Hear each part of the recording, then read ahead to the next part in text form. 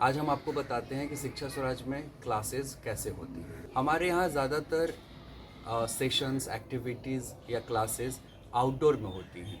हमारा beyond learning beyond classroom का जो मॉडल है वो सबसे ज़्यादा काम करता है। हमारे यहाँ कुछ तो कॉन्क्रीट स्ट्रक्चर है, वेदर के अकॉर्डिंगली बनाया गया है, इको फ्रेंडली वे में बनाया गया है बच्चों के सेफ्टी और सिक्योरिटी को देखते हुए।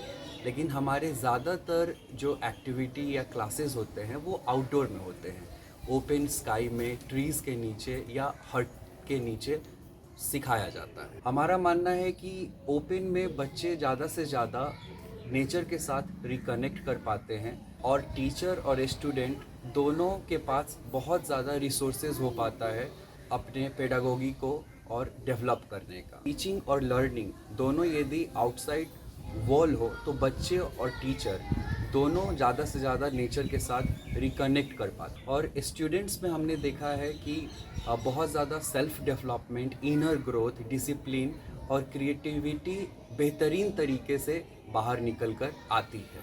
इसके साथ टीचर भी नेचुरल रिसोर्सेज को ज़्यादा से ज़्यादा यूज़ कर पाते हैं अपने पेडागोजी में। जैसे कि अभी कुछ दिन पहले बच्चे जो हैं वो लोकल एनिमल्स, ट्रीज़ और बर्ड्स के ऊपर काम कर रहे थे। उसमें हम लोगों ने देखा कि बच्चे खुद ही बहुत ज़्यादा इंटरेस्टेड हुए कि अच्छा, हमारे आसपास जो प्लांट्स हैं या बर्ड्स हैं उनके साइंटिफिक नेम क्या है, बर्ड्स के लाइफ स्पैन क्या है, कौन से वेदर कंडीशन में ये ट्रीज़ या बर्ड्स जो हैं वो ज़्यादा से ज़्यादा पाए जाते हैं, जो प्लांट्स हैं उनका यूज़ क्या है। तो इस तरीके से बच्चे खुद ही एक बहुत ज़्यादा कंसंट्रेट किए, एक और डीपर जा पाएँ जहाँ पे वो बेहतरीन तरीके से उस चीज़ के बारे में समझ पाएँ।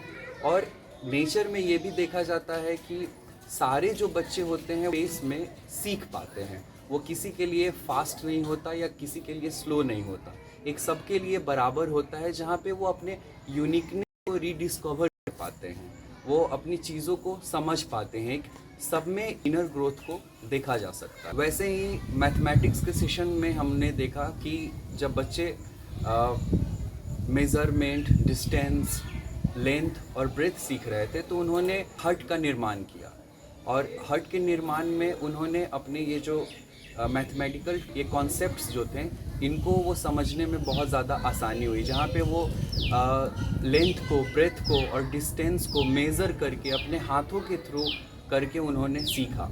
सो लर्निंग थ्रू डूइंग का जो आइडिया है वो कहीं ना कहीं सारे बच्चों के लिए एक बहुत ही इम्पॉर्टेंट गेम प्ले करता है कि वो और ज़्यादा कॉन्सेंट्रेटेड वे में चीज़ों को समझ पाएँ और सीख पाएँ। एक फ्रीडम रहता है जो कि एक एक्सपीरियंशियल लर्निंग प्रोसेस होता है और इसमें बच्चे ज़्यादा से ज़्यादा सीख पाते हैं, अपने आप को रीडिस्कवर कर पाते हैं। नेचर पूरी तरह स्टोरीज़ और सरप्राइजेस से भरा हुआ है।